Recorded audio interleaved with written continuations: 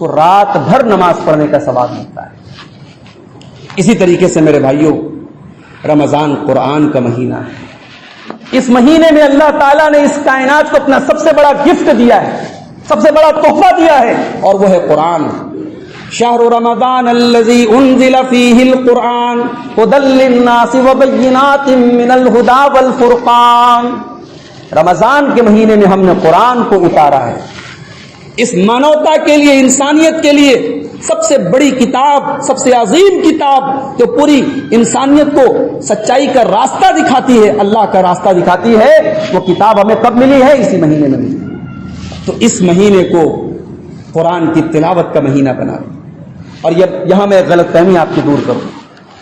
صحیح حدیث میں اللہ کے رسول صلی اللہ علیہ وسلم نے 3 دن سے کم ٹائم میں قرآن پڑھنے سے منع کیا۔ کم سے کم 3 دن میں قرآن ختم کرنا چاہیے، مگر صحابہ کرام کا عمل موجود ہے، تابعین کا عمل موجود ہے، سلف صالحین کا عمل موجود ہے کہ رمضان میں یہ پابندی نہیں ہے۔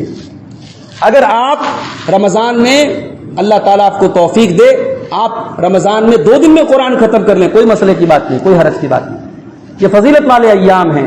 ہاں، جس رات کی فضیلت ثابت نہ ہو، جیسے شب برات کا مسئلہ ہے، وہ غلط ہے، لیکن رمضان کے راتوں اور دن کی فضیلت ثابت ہے۔ رمضان میں آپ کثرت سے تلاوت کریں، اگر آپ رمضان میں 30 قرآن بھی ختم کر دیں کوئی مسئلہ نہیں، یہ صحابہ سے ثابت ہے۔ اور آپ دیکھیں ہمارے الحمدللہ نحمده ونستعینه ونستغفره ونعوذ بالله من شرور انفسنا ومن سیئات اعمالنا، من يهده الله فلا مضل له ومن يضلل فلا هادي له، واشهد ان لا اله الا الله وحده لا شريك له، واشهد ان محمدا عبده ورسوله۔ يا ايها الذين آمنوا اتقوا الله حق تقاته ولا تموتن الا وانتم مسلمون۔ يا ايها الناس اتقوا ربكم الذي خلقكم من نفس واحدة وخلق منها زوجها وبث منهما رجالا كثيرا ونساء، واتقوا الله الذي تساءلون به والأرحام إن الله كان عليكم رقيبا۔ يا أيها الذين آمنوا اتقوا الله وقولوا قولا سديدا يصلح لكم أعمالكم ويغفر لكم ذنوبكم، ومن يطع الله ورسوله فقد فاز فوزا عظيما۔ أما بعد، فإن خير الحديث كتاب الله، وخير الهدي هدي محمد صلى الله عليه وسلم، وشر الأمور محدثاتها، وكل محدثة بدعة، وكل بدعة ضلالة، وكل ضلالة في النار۔ أعوذ بالله من الشيطان الرجيم، بسم اللہ الرحمن الرحیم۔ یا ایہا الذین آمنوا کتب علیکم الصیام کما کتب علی الذین من قبلکم لعلکم تتقون۔ علماء کرام، محترم بزرگوں، نوجوان ساتھیوں، پیارے بچوں، ایک ایسے وقت میں جبکہ رمضان کا مہینہ بالکل قریب ہے، میڈیا کی جو رپورٹس آ رہی ہیں، پورے ملک میں کورونا کے کیسز پھر بہت تیزی سے بڑھ رہے ہیں۔ کئی اسٹیٹ میں رات میں کرفیو لگا دیا گیا ہے، اور ابھی میں نے موبائل پر خبر پڑھی کہ ممبئی میں تو مکمل لاک ڈاؤن لگانے کا آج فرمان جاری ہو گیا ہے۔ پچھلے سال ہم نے رمضان کا مبارک مہینہ لاک ڈاؤن میں گزارا تھا، اور وہ ساری رمضان کی جو ایک رونق ہوتی ہے، رمضان کا ایک جو ماحول ہوتا ہے، وہ ہمیں نہیں ملا۔ ساری عبادتیں ہم نے گھروں میں رہ کر کے انجام دی۔ اس بار بھی اندیشہ ایسا نظر آ رہا ہے، آثار ایسے نظر آ رہے ہیں۔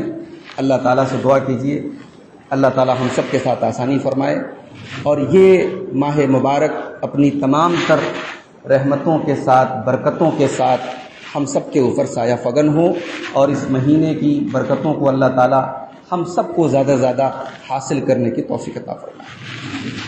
میرے بھائیوں، ہمارے گھر میں جب کوئی بڑا مہمان آتا ہے تو ہم بڑا اہتمام کرتے ہیں، اپنے گھر کو سجاتے ہیں، مہمان کی پسند کے حساب سے ہم پکوان بناتے ہیں۔ مہمان جتنا بڑا ہو ہمارا اہتمام اتنا زیادہ ہوتا ہے۔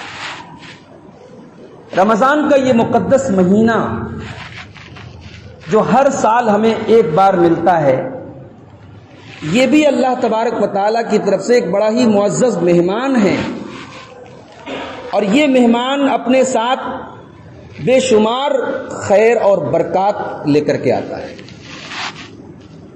ہمارے معاشرے میں کوئی حج کر لے بڑا خوش نصیب مانا جاتا ہے، بھائی اس نے حج کر لیا، اس نے اللہ کے گھر کی زیارت کر لی، اس نے عمرہ کر لیا۔ کوئی کبھی یہ تو نہیں کہتا کہ بھئی یہ بڑا خوش نصیب ہے، اس نے رمضان پا لیا، یہ بڑا خوش قسمت ہے، اس نے ایک مہینہ روزہ رکھ لیا۔ کوئی یہ نہیں کہتا، کیونکہ رمضان کی وہ اہمیت، وہ قدر و قیمت ہمارے ذہن میں نہیں ہے جو ہونی چاہیے۔ بھائیوں، ہم خوش نصیب ہیں، اور ہم انشاءاللہ خوش نصیب ہوں گے اگر ایک اور رمضان ہماری زندگی میں آیا۔ ہمارے اور آپ کے درمیان بہت سارے لوگ تھے، پچھلے رمضان میں انہوں نے ہمارے ساتھ تراویح پڑھی، ساتھ میں سحری کی، افطار کیا، روزے رکھے، عید کی نماز پڑھی۔ اس سال وہ ہمارے درمیان نہیں ہے۔ یہ اللہ کی ہم پر عنایت ہے، یہ اللہ کا کرم ہے ہم پر کہ اس نے ہمیں ایک اور رمضان عطا فرمایا۔ اس نے اپنی نیکیوں، اپنے گناہوں کو معاف کروانے کا ایک اور موقع ہمیں دے دیا، ہمیں جنت کو پانے کا ایک اور چانس مل گیا، اور جہنم سے بچنے کا ایک اور موقع مل گیا۔ ابن ماجہ کی صحیح روایت ہے، اللہ کے رسول صلی اللہ علیہ وسلم کے 2 صحابہ مدینہ سے بہت دور کے رہنے والے تھے، اللہ کے رسول کے پاس آئے، اور دونوں نے ایک ساتھ اسلام قبول کیا، لیکن دونوں میں ایک صحابی تھوڑے محنتی تھے۔ بھئی ایسا ہوتا ہے، ایک آدمی زیادہ محنت کرتا ہے، ایک آدمی کم کرتا ہے۔ یہاں محنت سے مراد وہ کام دھندا والی محنت نہیں ہے، محنت سے مراد دین کے کاموں میں آگے رہنے والی محنت۔ بہت سارے نوجوان ہیں، کوئی دین کا کام آ جائے آگے آگے رہتے ہیں، اور کچھ بیچارے ایک دم پیچھے بیٹھے رہتے۔ تو حضرت طلحہ جو اس حدیث کے راوی ہیں کہتے ہیں کہ ان دونوں صحابہ نے ساتھ میں اسلام قبول کیا، ایک گاؤں سے تھے، ایک علاقے سے تھے، لیکن ایک محنتی تھا، ایک تھوڑے کم محنتی تھے۔ ایک دین کے معاملے میں آگے آگے رہتے تھے، ایک تھوڑے پیچھے پیچھے رہتے تھے۔ تو جو صحابی محنتی تھے وہ اللہ کی راہ میں لڑتے لڑتے شہید ہو گئے، اور جو دوسرے صحابی تھے جو دین کے معاملے میں اتنے فاسٹ نہیں تھے، اتنے تیز نہیں تھے جتنے پہلے والے تھے، وہ 1 سال کے بعد طبعی موت، نیچرل طریقے سے ان کی موت ہوئی، ان کی وفات ہوئی، وہ شہید نہیں ہوئے۔ پہلے والے شہید ہوئے، یہ طبعی طور پر، فطری طور پر ان کا انتقال ہوا۔ اب حضرت طلحہ کہتے ہیں کہ میں نے خواب دیکھا، میں نے خواب دیکھا کہ میں جنت کے دروازے کے پاس ہوں، اور جنت کے دروازے سے ایک آدمی نکلا، اور اس نے کہا کہ پہلے وہ آدمی جنت میں جائے گا جس کا انتقال 1 سال بعد ہوا تھا اور نیچرل طریقے سے ہوا تھا، اس کو پہلے جنت میں انٹری ملے گی۔ اس کے بعد پھر جو 1 سال پہلے شہید ہوا تھا اور جو دین کے معاملے میں آگے آگے رہتا تھا اس کا نمبر آیا. پھر اس آدمی نے مجھ سے کہا, جو جنت کے اندر سے نکلا تھا, جو فرشتہ تھا, اس نے مجھ سے کہا کہ بھائی تم جاؤ, تمہارا ابھی جنت میں جانے کا ٹائم نہیں آیا. حضرت طلحہ کہتے ہیں جب صبح ہوئی تو میں نے اپنا یہ خواب صحابہ کو بتایا, تو صحابہ کو بڑا تعجب ہوا کہ ایک آدمی دین کے کام میں آگے آگے رہتا تھا, اللہ کی راہ میں شہید ہوا تھا, وہ بعد میں جنت میں جا رہا ہے, اور ایک آدمی شہید بھی نہیں ہوا تھا, دین کے کام میں اتنا تیز بھی نہیں تھا, وہ پہلے جنت میں جا رہا ہے. تو بڑی عجیب بات ہے یہ. تو صحابہ کے درمیان یہ بات آپس میں گفتگو کا موضوع بن گئی کہ یہ بڑا عجیب و غریب خواب دیکھا حضرت طلحہ رضی اللہ تعالیٰ. یہ بات پہنچتے پہنچتے اللہ کے پیارے نبی جناب محمد الرسول اللہ صلی اللہ علیہ وسلم تک پہنچے. تو اللہ کے رسول نے صحابہ سے کہا کہ بھئی یہ بتاؤ تمہیں کس بات پہ تعجب ہو رہا ہے, تمہیں حیرانی کس بات پہ ہے؟ صحابہ نے کہا کہ اللہ کے رسول ہمیں حیرانی اسی بات پر ہے کہ بعد والا پہلے جنت میں جا رہا ہے اور اللہ کی راہ میں شہید ہونے والا بعد میں جنت میں جا رہا ہے, اس کا درجہ تو اور بڑا ہونا چاہیے. اللہ کے نبی نے فرمایا الیس قد مکث بعدہ سنۃ, جس کا انتقال 1 سال بعد ہوا تھا, کیا اس نے 1 سال اور دنیا میں نہیں گزارا؟ ہاں اللہ کے نبی 1 سال اس نے اور گزارا. وَأَدْرَكَ رمضان, کیا اسے زندگی میں 1 سال کا رمضان اور نہیں ملا؟ ہاں اللہ کے رسول اسے 1 رمضان اور ملا. وَصَامَ وَصَلَّى كَذَا وَكَذَا مِن سَجْدَةٍ فِي السَّنَةِ, اور 1 سال میں اتنے اتنی ساری نمازیں پڑھی, اتنے روزے رکھے, اور 1 رمضان اس کو ایکسٹرا ملا. ایسا ہوا کہ نہیں ہوا؟ صحابہ نے کہا کہ ہاں اللہ کے رسول ایسا ہوا تو ضرور. آپ نے فرمایا فَكَانَ مَا بَيْنَهُمَا أَبْعَدُ مِمَّا بَيْنَ السَّمَاءِ وَالْأَرْضِ, چونکہ اس کو 1 سال کا ٹائم اور مل گیا, 1 رمضان اور مل گیا, اس لیے ان دونوں کے درجے میں اور ان دونوں کے مقام میں اللہ تعالیٰ کیا بہت فاصلہ ہو گیا. جتنا فاصلہ زمین اور آسمان کے درمیان ہے اتنا اس سے بھی زیادہ فاصلہ دونوں کے درجوں کے درمیان ہے. غور کریں میرے بھائی, ہم اور آپ خوش نصیب ہیں کہ اللہ ہمیں 1 رمضان اور دے رہا ہے. اس رمضان کو اگر ہم نے صحیح طریقے سے گزار لیا تو جو ہم سے پہلے چلے گئے ان کے اور ہمارے درجوں میں اتنی دوری ہو جائے گی جتنی دوری زمین اور آسمان کے درمیان. تو یہ سب سے پہلی بات اپنے دماغ میں آپ بٹھا لیں اور اللہ کا اس پر شکر ادا کریں کہ اللہ تعالیٰ ہمیں 1 رمضان اور دے رہا ہے, اور دعا کریں کہ اللہ تعالیٰ صحت کے ساتھ, سلامتی کے ساتھ, عافیت کے ساتھ, نیکیوں کے ساتھ یہ مہینہ ہم سب کو گزارنے کی توفیق عطا فرمائے. آمین. رمضان کے مہینے میں نیکیوں کا جو ماحول ہم دیکھتے ہیں, نمازیوں کی تعداد میں اضافہ, قرآن کی تلاوت میں اضافہ, رات میں تراویح پڑھی جا رہی ہے, رمضان کے آخری عشرے میں اعتکاف کیا جا رہا ہے, شب قدر میں رات کے جاگ کے عبادت کی جا رہی ہے. یہ ماحول ایسے ہی نہیں بنتا ہے میرے بھائی, یہ ماحول اللہ تعالیٰ نے بنایا ہے. اللہ کے نبی صلی اللہ علیہ وسلم فرماتے ہیں کہ جب رمضان کی پہلی رات آتی ہے صفدت الشیاطین, سارے شیاطین قید کر دیے جاتے ہیں. وغلقت ابواب النار, جہنم کے سارے دروازے بند کر دیے جاتے ہیں, ایک بھی دروازہ جہنم کا کھلا نہیں رہتا. وفتحت ابواب الجنہ, اور جنت کے سارے دروازے کھول دیے جاتے ہیں, ایک بھی دروازہ بند نہیں رہتا.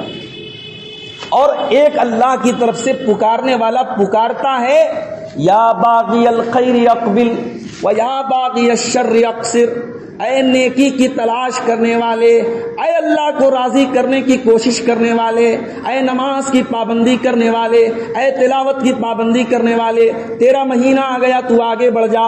وَيَا بَاغِيَ الشَّرِّ, اور اے گناہوں میں اپنی زندگی گزارنے والے, اللہ کو ناراض کرنے والے, اللہ کی نافرمانی کرنے والے, تو پیچھے ہٹ جا, یہ تیرا مہینہ نہیں ہے. یہ اللہ کی طرف سے پکارنے والا پکارتا ہے. اور اس کے بعد اللہ کے رسول فرماتے ہیں وَلِلَّهِ عُتَقَاءُ مِنَ النَّارِ, اور رمضان کے مہینے میں اللہ تبارک و تعالی کچھ لوگوں کی گردنوں کو آزاد کرتا ہے جہنم کی آگ سے. کچھ لوگوں کا نام طے کر دیتا ہے کہ اس رمضان میں اتنے لوگ جہنم سے آزاد کر دیے جائیں گے. وَذَلِكَ كُلُّ لَيْلَةٍ، اور یہ کام اللہ تعالیٰ رمضان کی ہر رات میں کرتا ہے. تو میرے بھائی، وہ مہینہ ہمیں اور آپ کو ملنے جا رہا ہے. کیا ہماری ذمہ داری نہیں بنتی کہ دنیا میں جیسے ہم ایک عظیم مہمان کا ایک عظیم استقبال کرتے ہیں، ہم رمضان کا بھی اچھا استقبال کریں؟ رمضان کا ہم استقبال ایسے انداز میں کریں کہ اللہ ہم سے خوش ہو جائے، اس مہینے کا حق ادا ہو جائے. میں چاہتا ہوں کہ آج کی تقریر میں کچھ ایسے پوائنٹس آپ کے سامنے بیان کروں، کچھ ایسی چیزیں آپ کے سامنے بیان کروں کہ رمضان کا استقبال ہم کیسے کریں. رمضان جب شروع ہو ہم رمضان کو کیسے گزاریں، رمضان میں ہم کیا ایسا کام کریں کہ ہمارا رمضان کامیاب ہو جائے. اس پر انشاءاللہ میں ایک مختصر سی گفتگو آپ کے سامنے انشاءاللہ کروں گا. اللہ ہم سب کو عمل کی توفیق عطا فرمائے. تو پہلا کام جو ہمیں اور آپ کو کرنا ہے، رمضان کا استقبال ہمیں سب سے اہم جو چیز ہے جس سے ہمیں اور آپ کو کرنا ہے میرے بھائی، وہ ہے توبہ اور استغفار. بھائی ہم سب گنہگار ہیں، ہمارے گناہوں کی پوٹلی بھری ہوئی ہے، اور اللہ کے علاوہ کوئی ہمارے گناہوں کو معاف نہیں کر سکتا، اور اللہ سے بچ کے ہم کہیں جا نہیں سکتے. ہم اس کائنات میں کہیں چلے جائیں، اللہ کی قدرت سے تو باہر نہیں جا سکتے. اگر اس نے ہمارے گناہوں کو معاف نہیں کیا اور ہم نے اس سے معافی نہیں مانگی تو بھائی ہمیں چھٹکارا کہاں سے ملے گا. میں 2 پیغمبروں کی دعا آپ کو یاد دلاتا ہوں. ہمارے باپ آدم نے اللہ سے ایک دعا کی تھی جب اللہ تعالیٰ نے ایک جنت میں ایک درخت جو انہوں نے کھا لیا تھا، اس کے بعد اللہ تعالیٰ نے ان کو جنت سے نکالا تھا. اس موقع پر حضرت آدم نے جو دعا کی تھی، اس دعا کے الفاظ پر آپ غور کریں. ربنا ظلمنا انفسنا وان لم تغفر لنا وترحمنا لنكونن من الخاسرین. اے پروردگار، ہم نے اپنی جانوں کے اوپر ظلم کیا ہے، ہم نے گناہ کر کے، نافرمانی کر کے، تجھے ناراض کر کے ہم نے اپنی ہی جانوں کے اوپر ظلم کیا ہے. وَإِن لَّمْ تَغْفِرْ لَنَا، اور اگر تو نے ہمیں نہیں بخشا، وَتَرْحَمْنَا، اور تو نے ہم پر رحم نہیں کیا، لَنَكُونَنَّ مِنَ الْخَاسِرِينَ، تو اے اللہ ہم خسارہ اٹھانے والوں میں سے ہو جائیں گے. میرے بھائی، اللہ نے معاف نہیں کیا اور اللہ سے ہم نے معافی نہیں مانگی تو جائیں گے کہاں؟ آپ دیکھیں پچھلے 1 سال میں کتنی موتیں ہوئی ہیں، اور اچانک موتیں ہوئی ہیں. سانس لینے میں تکلیف ہوئی، ہاسپٹل لے جاتے جاتے آدمی ختم. رات میں اچھا خاصا بول رہا تھا، صبح جنازے کی اطلاع ملی. اور عام آدمی ہی نہیں، بڑے بڑے علماء اس پیریڈ میں گزرے ہیں، بڑے بڑے اللہ کے نیک بندے، اللہ کو پیارے ہوئے.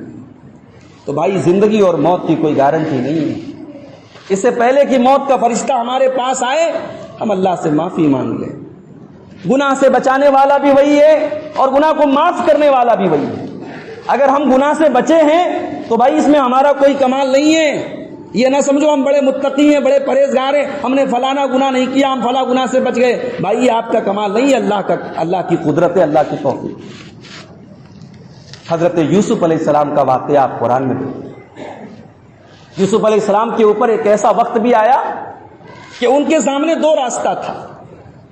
ایک راستہ یہ تھا کہ غلط کام کر لیں، بدکاری کر لیں. عزیز مصر کی بیوی گناہ کی دعوت دے رہی ہے، مصر کی عورتیں غلط کام کرنا چاہ رہی ہیں. ایک راستہ تو یہ تھا، اور دوسرا راستہ یہ تھا کہ بے قصور جیل میں چلے جائیں، بے قصور قید میں چلے جائیں. یوسف علیہ السلام اللہ کی بارگاہ میں ہاتھ اٹھاتے ہیں، رب السجن احب الی مما یدعوننی الیہ. اے اللہ، مجھے اس گناہ کے مقابلے میں جیل جانا گوارا ہے، قید خانے میں جانا گوارا ہے. اے اللہ، مجھے قید پیاری ہے، گناہ پیارا نہیں ہے. وَإِلَّا تَصْرِفْ عَنِّي كَيْدَهُنَّ أَصْبُ إِلَيْهِنَّ وَأَكُن مِّنَ الْجَاهِلِينَ. اور اے اللہ، اگر تو نے اپنا کرم نہیں کیا اور تو نے ان عورتوں کی چال کو ناکام نہیں کیا تو پروردگار میں ان کے جال میں پھنس جاؤں گا اور میں جاہلوں میں سے ہو جاؤں گا، میں تیرے نافرمانوں میں سے ہو جاؤں گا. تو بھائیو، رمضان کا استقبال توبہ سے کرو. اس مہینے میں خوب گڑ گڑا کے اللہ سے توبہ کرو، خوب گڑ گڑا کے اللہ سے اپنے گناہوں کی معافی مانگو. یہ گناہوں سے معافی کا مہینہ ہے، یہ استغفار کا مہینہ ہے، یہ توبہ کا مہینہ ہے۔ اور ایک بات یاد رکھو، ہمارے گناہ جتنے بھی ہیں سچے دل سے ہم توبہ کر لیں، اللہ کا وعدہ ہے اللہ معاف کر دے گا۔ قل یا عبادی الذین اسرفوا علی انفسہم لا تقنطوا من رحمت اللہ، اے نبی آپ اعلان کر دیں، اے میرے وہ بندو جنہوں نے اپنی جانوں کے اوپر ظلم کیا ہے، لا تقنطوا من رحمت اللہ، تم اللہ کی رحمت سے مایوس نہ ہونا، ان اللہ یغفر الذنوب جمیعا، اللہ تمہارے سارے گناہوں کو معاف کر دے گا۔ اللہ سے اگر ہم سچے دل سے توبہ کریں بھائی، اللہ کو ہم تواب الرحیم پائیں۔ سورہ نساء کے اندر اللہ نے فرمایا وَمَن يَعْمَلْ سُوءًا أَوْ يَظْلِمْ نَفْسَهُ ثُمَّ يَسْتَغْفِرِ اللَّهَ يَجِدِ اللَّهَ تَوَّابًا رَحِيمًا، جو اپنی جان کے اوپر ظلم کرے یا کوئی غلط کام کرے پھر اللہ کی بارگاہ میں توبہ کرے تو اللہ کو تواب الرحیم پائے گا، اللہ کو توبہ قبول کرنے والا پائے گا، اللہ کو رحم کرنے والا پائے گا۔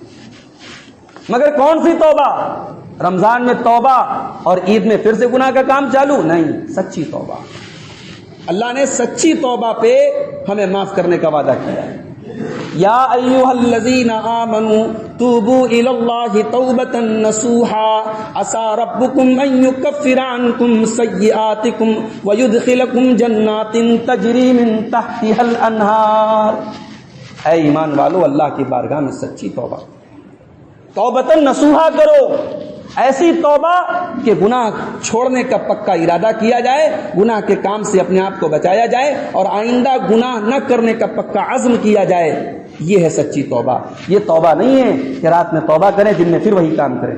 تو یہ پہلا کام ہمیں اور آپ کو کرنا ہے، رمضان کے استقبال کو ہمیں توبہ سے رمضان کا استقبال کرنا۔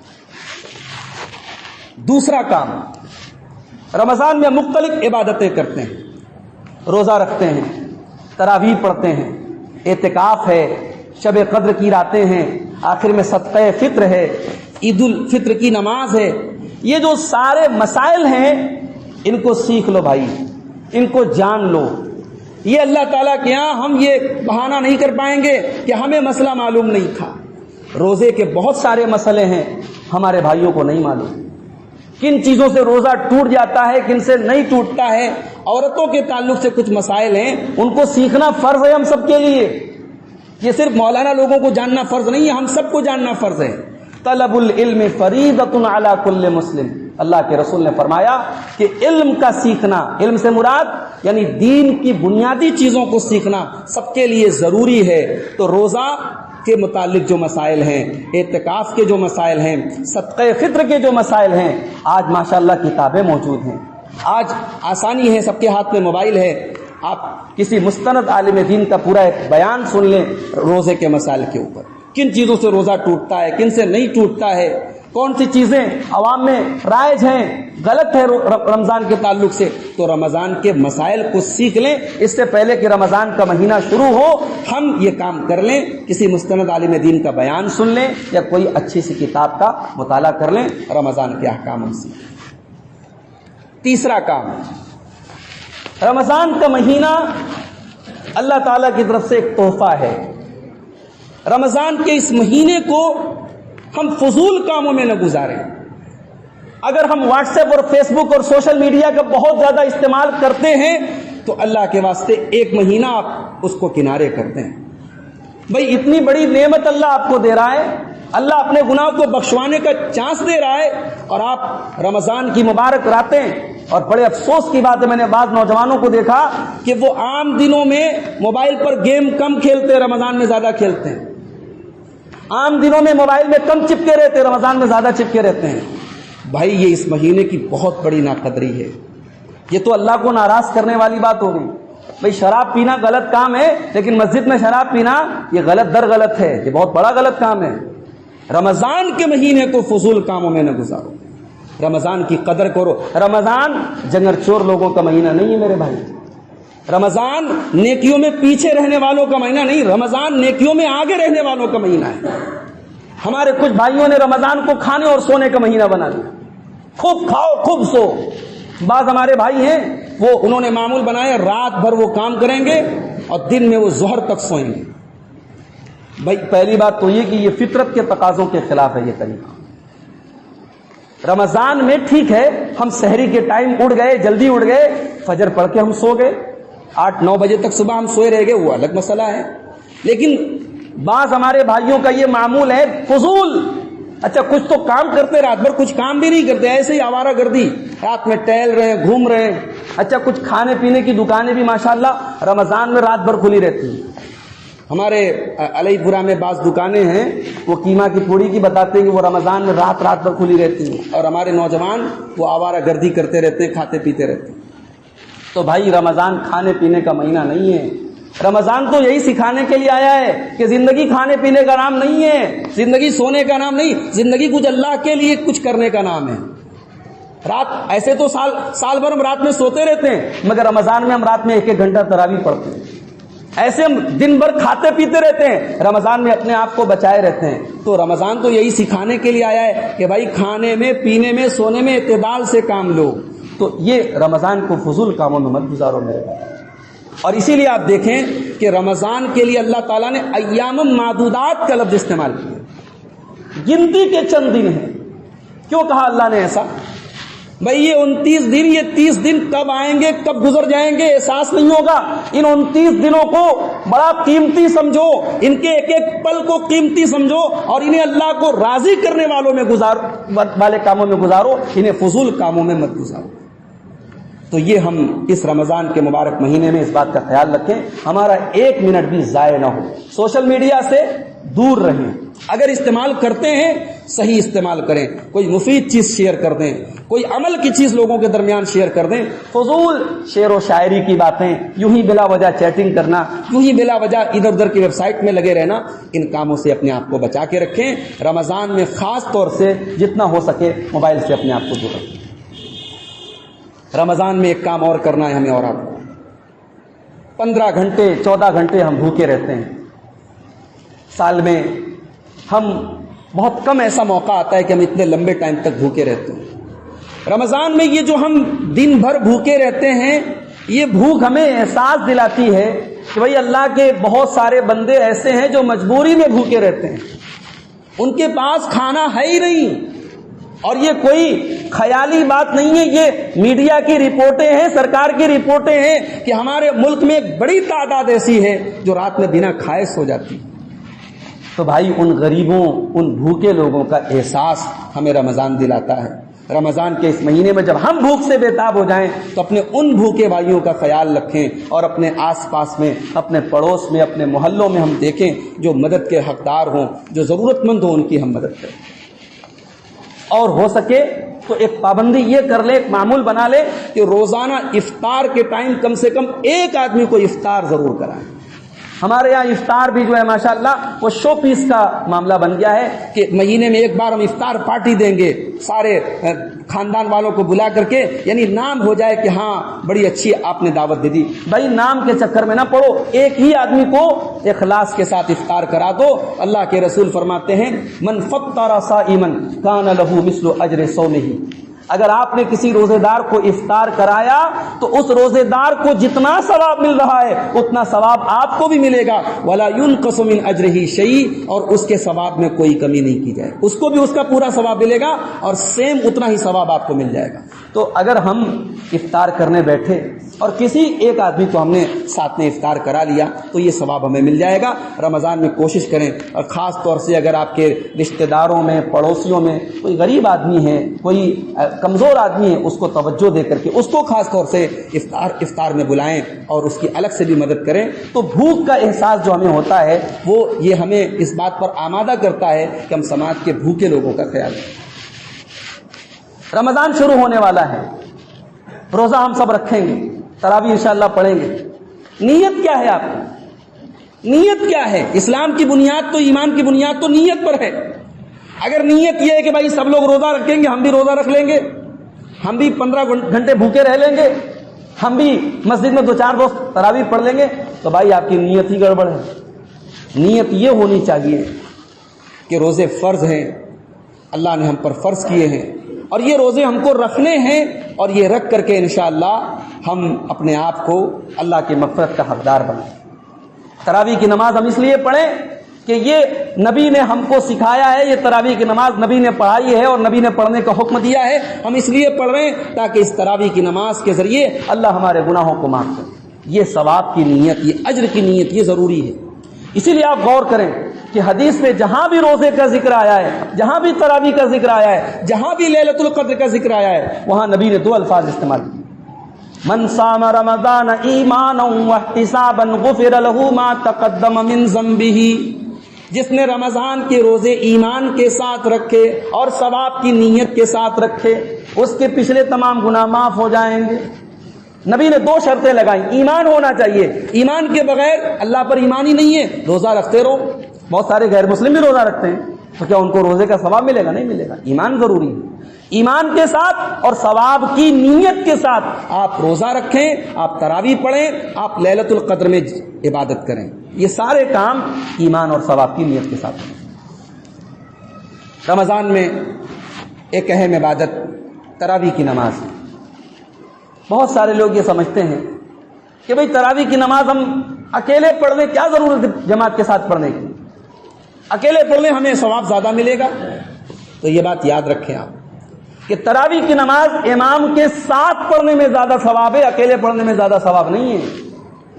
اللہ کے رسول صلی اللہ علیہ وسلم کی صحیح حدیث ہے کہ من قام مع الامام حتی ینصرف، جو امام کے ساتھ قیام اللیل کرے، جو امام کے ساتھ تراویح کی نماز پڑھے، حتی ینصرف، یہاں تک کہ امام سلام پھیر دے، امام نماز پوری کر لے، کتب لہ قیام لیلۃ، تو اس نماز پڑھنے والے کو پوری رات نماز پڑھنے کا ثواب ملے۔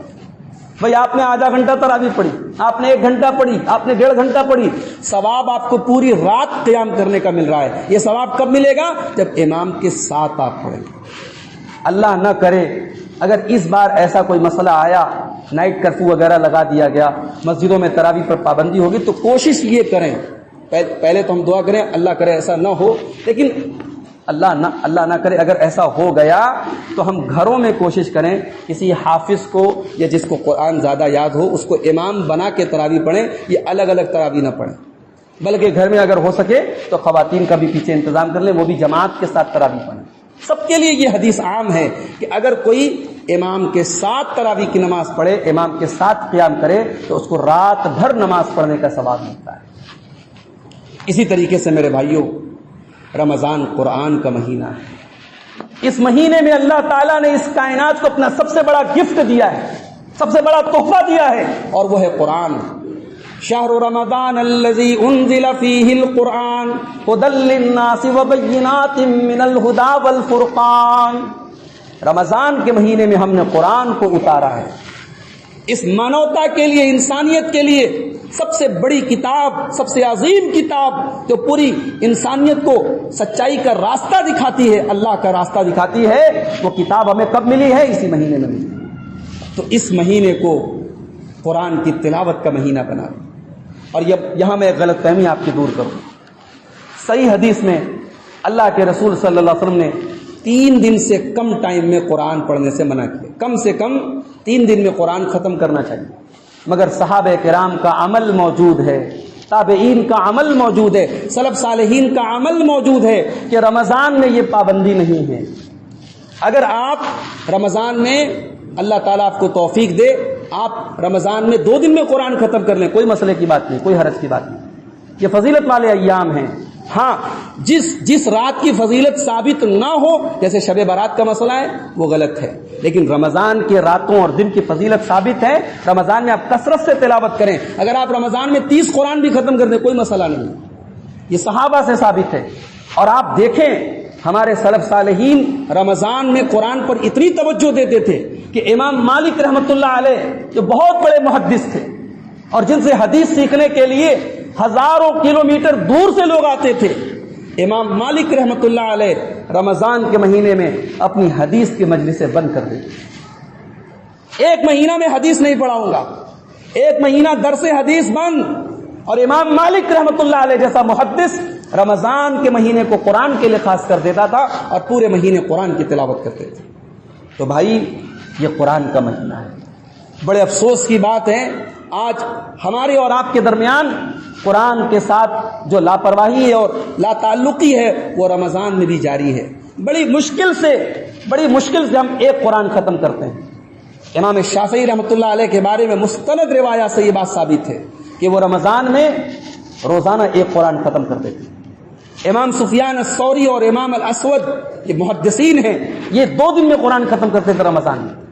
تو بھائیو رمضان کا مہینہ ہے. اور ایک بات مجھے بتاؤ، دنیا میں جب ہم پھنستے ہیں، ہمارے خلاف کوئی کیس ہو جاتا ہے اور عدالت میں جانے کا نمبر آتا ہے تو ہم کیا چاہتے ہیں؟ ہم چاہتے ہیں کوئی اچھی پیروی کرنے والا مل جائے، کوئی ایسا سورس مل جائے ہماری گردن چھوٹ جائے، ہمارا کیس ختم ہو جائے، ہم بچ جائیں.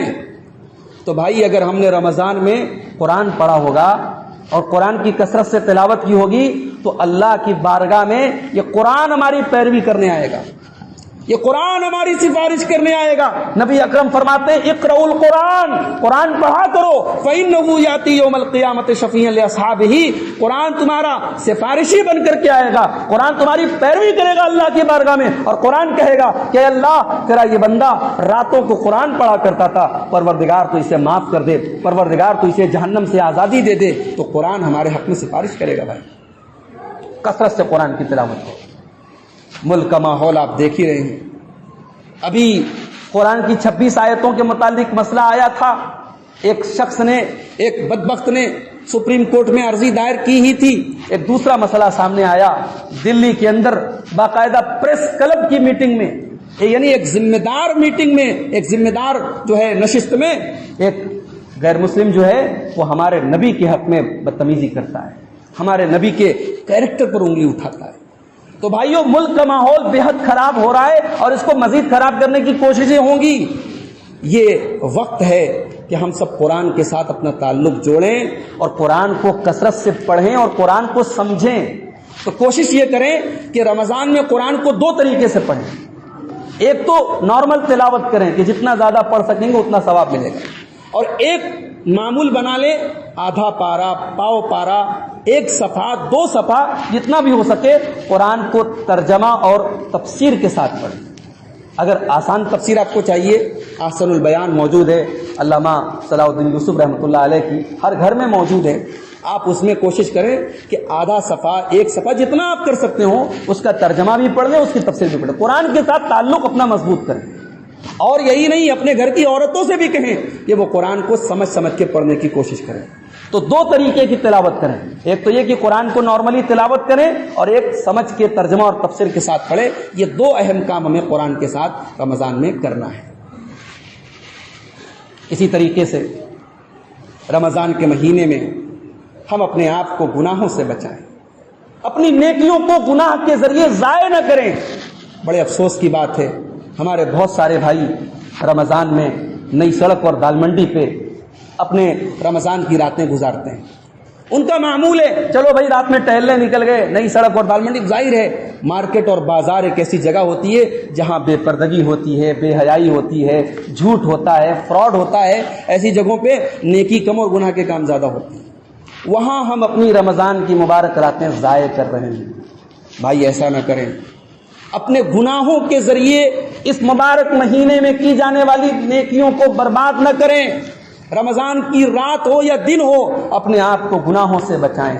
اور یہ بات یاد رکھیں کہ جو لوگ یہ غلط کام کر رہے ہیں وہ ہمارے لیے آئیڈیل نہیں ہے. اگر کوئی رمضان میں موبائل پر غلط چیزیں دیکھ رہا ہے، یا رمضان میں آوارہ گردی کر رہا ہے، یا مارکیٹوں میں جا کے نظر بازی کر رہا ہے، وہ ہمارے لیے آئیڈیل نہیں ہے. ہمارے لیے آئیڈیل وہ ہے جو رمضان میں راتوں میں تراویح پڑھ رہا ہے، دن میں قرآن پڑھ رہا ہے، اپنے کام میں لگا ہوا ہے، فضول چیزوں سے بچا. وہ ہمارے لیے آئیڈیل ہے. وَلَا تُطِعْ مَنْ أَغْفَلْنَا قَلْبَهُ عَنْ ذِكْرِنَا وَاتَّبَعَ هَوَاهُ وَكَانَ أَمْرُهُ فُرُطًا. اللہ نے فرمایا سورہ کہف کے اندر کہ ان کی پیروی مت کرو جن کے دل کو ہم نے غافل کر دیا ہے. جو برے لوگ ہیں، جو غافل لوگ ہیں، جو اللہ کے نافرمان لوگ ہیں، وہ ان کی اطاعت مت کرو. وہ ہمارے آئیڈیل نہیں ہے. وہ خود بھی ڈوبیں گے، ہم کو بھی لے ڈوبیں گے. تو بھائیو گناہ کے ذریعے رمضان کے مبارک مہینے کو ضائع نہ کرو. خاص طور سے وہ گناہ جو تنہائی میں کیے جاتے ہیں، جو اکیلے میں کیے جاتے ہیں، یہ بڑے خطرناک ہوتے ہیں. یہ ہماری نیکیوں کے قاتل ہوتے ہیں، یہ ہماری نیکیوں کو برباد کرنے والے ہوتے ہیں. اللہ کے پیارے نبی صلی اللہ علیہ وسلم فرماتے ہیں، ابن ماجہ کی صحیح روایت ہے، کہتے ہیں لَأَعْلَمَنَّ أَقْوَامًا مِّنْ أُمَّتِي يَأْتُونَ يَوْمَ الْقِيَامَةِ بِحَسَنَاتٍ أَمْثَالَ جِبَالِ تِہَامَةَ بِيضًا۔ اللہ کے رسول فرماتے ہیں کہ میری امت کے کچھ لوگ قیامت کے دن آئیں گے پہاڑوں کے برابر نیکیاں لے کر کے، اور میں اللہ تبارک و تعالیٰ ان کی نیکیوں کو برباد کر دے گا، ختم کر دے گا۔ صحابی نے پوچھا یا رسول اللہ وہ کون بد نصیب لوگ ہوں گے، نیکیوں کا پہاڑ لے کر کے آئیں گے اور اللہ ان کی نیکیاں برباد کر دے گا، ختم کر دے گا، کون بد نصیب لوگ ہوں گے؟ بھائی ایک آدمی نیکی نہیں کر رہا ہے اس کو ثواب نہیں مل رہا ہے، کوئی افسوس کی بات نہیں۔ ایک آدمی نیکی کر رہا ہے اور ثواب نہیں ملے گا تو بہت افسوس کی بات ہے۔ تو صحابی نے پوچھا کہ اللہ کے رسول وہ کون بد نصیب لوگ؟ اللہ کے رسول نے فرمایا کہ وہ تمہارے ہی جیسے لوگ ہوں، نماز پڑھنے والے ہوں گے، روزہ رکھنے والے ہوں گے، وَلَكِنَّهُمْ إِذَا خَلَوْا بِمَحَارِمِ اللَّهِ انتهكوها، لیکن یہ وہ لوگ ہوں گے جن کی تنہائی، جن کا اکیلا پن، جو بند کمرے میں گناہ کے کام کریں گے، جو تنہائی میں گناہ کے کام کریں گے، جو خلوت میں گناہ کے کام کریں گے، جو ایسے جگہ اور ایسے وقت میں جہاں کوئی دیکھنے والا نہ ہو وہاں وہ اللہ کو ناراض کرنے والے کام کریں۔ رمضان کا مبارک مہینہ ہے اور ہم نظروں سے گناہ کر رہے ہیں۔ رمضان کا مبارک مہینہ ہے ہم زبان سے گناہ کے کام کر رہے ہیں۔ رمضان کا مبارک مہینہ ہے ہم پیروں سے غلط چیزوں کی طرف چل کے جا رہے ہیں۔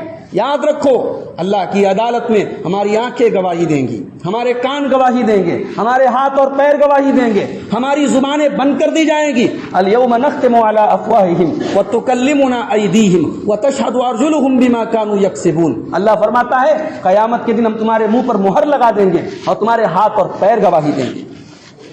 حتی اذا ما جاؤوها شہد علیہم سمعہم وابصارہم وجلودہم بما کانوا یعملون۔ قیامت کے دن تمہارے کان گواہی دیں گے، تمہاری آنکھیں گواہی دیں گی، تمہارے بدن کی چمڑی گواہی دے گی۔ دنیا میں کیمرے بنے ہیں، دنیا کے کیمرے ہمارے چہرے ریکارڈ کرتے ہیں، ہماری آوازیں ریکارڈ کرتے ہیں، مگر دنیا میں ابھی تک کوئی کیمرہ ایسا نہیں بنا، کوئی مشین ایسی نہیں بنی جو یہاں کیا چل رہا ہے اور یہاں کیا چل رہا ہے اس کو ریکارڈ کر لے۔ بھئی آدمی کے دماغ میں کیا چل رہا ہے، آدمی کے دل میں کیا چل رہا ہے، کوئی مشین ایسی نہیں بنی جو اس کو ریکارڈ کر سکے۔ لیکن میرا رب تو وہ ہے جو دلوں میں چلنے والے خیالات اور دماغ میں چلنے والی سازشوں سے بھی باخبر ہے۔ یعلم خائنۃ الاعین وما تخفی الصدور، وہ دلوں میں چھپے ہوئے راز کو بھی جانتا ہے۔ حضرت لقمان اپنے بچے سے کہتے ہیں یا بنی انہا ان تک مثقال حبۃ من خردل فتکن فی صخرۃ او فی السماوات او فی الارض یأتی بها اللہ۔ ایک رائی کے دانے کے برابر بھی کوئی چیز کسی چٹان کے نیچے ہوگی، آسمان میں کہیں ہوگی، زمین میں کہیں ہوگی، اللہ قیامت کے دن اس کو بھی سامنے لے آئے گا۔ اس سے کہاں بچ کے جاؤ گے، اس سے کہاں بچ کے جاؤ گے؟ تو میرے بھائی رمضان کے اس مبارک مہینے کو، ویسے تو سال کے 12 مہینے ہمیں گناہوں سے بچنا چاہیے، لیکن اسپیشلی اور خاص طور سے اس مہینے میں ہم اپنے آپ کو گناہوں سے باز رکھیں اور گناہوں سے اپنے آپ کو دور رکھیں۔ اب آخری چیز بیان کر کے میں بات ختم کروں گا۔ رمضان کا اور روزے کا جو اصل مقصد ہے وہ کیا ہے؟ میں نے خطبہ مسنونہ کے بعد جو آیت پڑھی تھی آپ کے سامنے، یا ایھا الذین آمنوا کتب علیکم الصیام کما کتب علی الذین من قبلکم لعلکم تتقون۔ رمضان ایک مدرسہ ہے، رمضان ایک یونیورسٹی ہے، ایک مہینے کا ایک کورس ہے جس میں ہم روزہ رکھ کر کے، تراویح پڑھ کر کے، تلاوت پڑھ کر کے محنت کرتے ہیں، اور جب یہ مہینہ مکمل ہوتا ہے تو اللہ تعالیٰ ایک ڈگری دیتا ہے ہمیں، اور وہ ڈگری کیا ہے؟ لعلکم تتقون، تاکہ تم متقی بن جاؤ، تمہارے اندر اللہ کا ڈر پیدا ہو جائے، پرہیزگاری پیدا ہو جائے۔ یہ رمضان کے کالج کی اور رمضان کے یونیورسٹی سے ملنے والی ڈگری ہے میرے بھائی۔ رمضان شروع ہو رہا ہے، رمضان جس دن ختم ہوگا اپنے اپنے دل پہ ہاتھ رکھ کے سوچنا اور غور کرنا کہ اس رمضان سے کیا ہم نے تقویٰ کی ڈگری حاصل کی؟ اگر رمضان گزرنے کے بعد بھی ہمارے دلوں میں اللہ کا ڈر نہیں پیدا ہوا اس کا مطلب کہ اس کورس سے ہم نے کچھ نہیں سیکھا۔ رمضان ہمیں تقویٰ سکھاتا ہے۔ گرمی کا موسم ہے، مارچ اپریل اور مئی کا مہینہ ہے، ہم بےتاب ہیں پیاس سے، وضو کرنے جا رہے ہیں، کلی کر رہے ہیں، منہ کے اندر پانی جا رہا ہے، بس ذرا سا نیچے حلق میں چلا جائے تو سوکھی حلق تر ہو جائے۔ सूखी हलक तर हो जाए। हम रमजान में रोजा रख करके ज़ोहर में भी वजू कर रहे हैं, असर में भी वजू कर रहे हैं और मगरिब में भी आमतौर से पहले ही वजू कर लेते हैं, 3 टाइम वजू कर रहे हैं। हलक से प्यास से हलक सूख रहा है, मगर वो कौन सी ताकत है जो उस पानी को हलक के अंदर जाने से बचा लेती है। पानी मुंह के अंदर गया, वापस चला आया, प्यास से हलक सूखने के बावजूद पानी अंदर नहीं गया। मेरे भाइयों, वो अल्लाह का डर होता है, वो अल्लाह का तकवा होता है जो हमें उस नाजुक मौके पर भी अपनी सूखी प्यास को तर होने नहीं देता। भूखे प्यासे हैं, घर में कमरे में लेटे हुए हैं, सामने फ्रिज रखा हुआ है, ताजे ताजे केले हैं, अनार हैं, सेब हैं, मिठाइयाँ हैं, दुनिया भर के लवाजिमात हैं, लेकिन हम भूख और प्यास बर्दाश्त कर लेते हैं, हम उन चीज़ों के करीब नहीं जाते हैं। रमज़ान हमें तकवा सिखाता है भाई।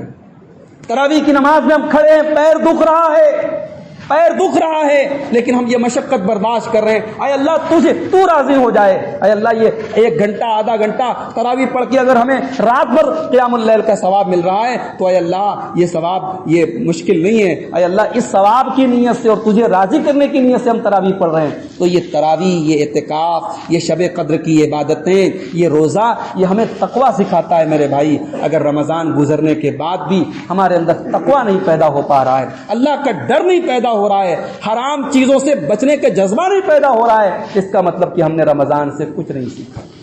रमजान हमें यही सिखाता है कि भाइयों, हलाल चीजें अल्लाह के कहने पर हम 1 महीना छोड़ देते हैं। खाना हलाल है, पानी हलाल है, बीवी हलाल है, मगर हमने दिन में इन तीनों चीजों से किनारा कशी अख्तियार कर ली। हम हलाल चीजें छोड़ रहे हैं। जब अल्लाह के हुक्म पर हम हलाल छोड़ सकते हैं तो अल्लाह के हुक्म पर हम हराम क्यों नहीं छोड़ सकते। यही मकसद है रोजे का, यही मकसद है रमजान का। तो रमजान शुरू होने के पहले हम ये बात याद रखें कि रमजान हमें तकवा सिखाने आ रहा है, और जिस दिन रमजान खत्म होगा उस दिन हम अपने दिल पर हाथ रख करके जरूर सोचें कि क्या हमने तकवा का दर्स सीखा रमजान से। अगर सीखा बहुत अच्छी बात है, नहीं सीखा तो हमें अपने किरदार पर और अपने गिरबान में हमें झांकने की ज़रूरत है और अपने किरदार पर नज़र सानी करने की ज़रूरत है। आइए हम अल्लाह से दुआ करें कि ये बरकत वाला महीना जो हम पर बहुत जल्द साया फगन होने वाला है, अल्लाह ताला इस महीने की बरकतों को हम सबको ज़्यादा ज़्यादा हासिल करने की तौफीक अता फरमाए। अल्लाह ताला हर किस्म की वबा से, बीमारियों से, वायरस से हम सब की हिफाजत फरमाए। जो हमें बीमार हैं अल्लाह उनको शिफाए कामिल आजिल अता फरमाए। जो हमें अल्लाह को प्यारे हो चुके हैं अल्लाह उन तमाम अहले तौहीद की मग़फ़िरत फरमाए, अल्लाह उन तमाम अहले ईमान की मग़फ़िरत फरमाए। अल्लाह हमारे मुल्क के हालात को भी दुरुस्त कर दे। अल्लाह ज़ालिमों के जुल्म से, शरीरों के शर से हम सब की हिफाजत फरमाए। अल्लाह हमारे दीनी इदारों की हिफाजत फरमाए। आप देखें मदारिस के लिए कितना बड़ा मसला है। पिछले साल रमज़ान में लॉकडाउन था। आप जानते हैं जितने ये छोटे छोटे मदरसे हैं, चाहे बड़े मदरसे हैं, रमज़ान में जो ज़कात और चंदे मिलते हैं उसी से ये मदरसे चलते हैं।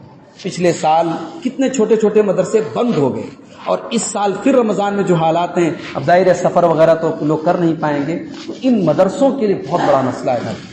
तो दुआ करें अल्लाह ताला इन मदारिस के साथ आसानी फरमाए। ये हमारे दीन के किले हैं, यहीं से हमारे उलमा तैयार होते हैं, यहीं से हुफ़ाज़ तैयार होते हैं, यहीं से मुस्तक़बिल के दाई तैयार होते हैं। ये इदारे अगर बंद हो गए, ये इदारे अगर टूट गए मेरे भाई, तो हमारी कमर टूट जाएगी। तो दुआ करें अल्लाह ताला इन इदारों के साथ आसानी फरमाए, हमारे उलमा के साथ आसानी फरमाए। कारोबार का भी बड़ा मसला है, लोग के हालात थोड़े अच्छे हुए थे, फिर लॉकडाउन के आसार नज़र आ रहे हैं, फिर जो थोड़ी सी खुशहाली आई थी अब फिर वो परेशानी में बदलती नज़र आ रही है। अल्लाह हम सब के रिस्क में बरकत अता फरमाए, अल्लाह हम सब की रोज़ी रोटी में बरकत नसीब फरमाए, कारोबार में आसानी फरमाए, अल्लाह कर्ज़ों से हमें बचाए, अल्लाह रब्बुल आलमीन दुनिया और आखिरत दोनों जहान की कामयाबियों से हम सबको नवाजे।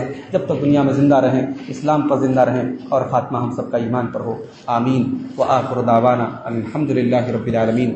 वस्सलामु अलैकुम व रहमतुल्लाहि व बरकातुहू।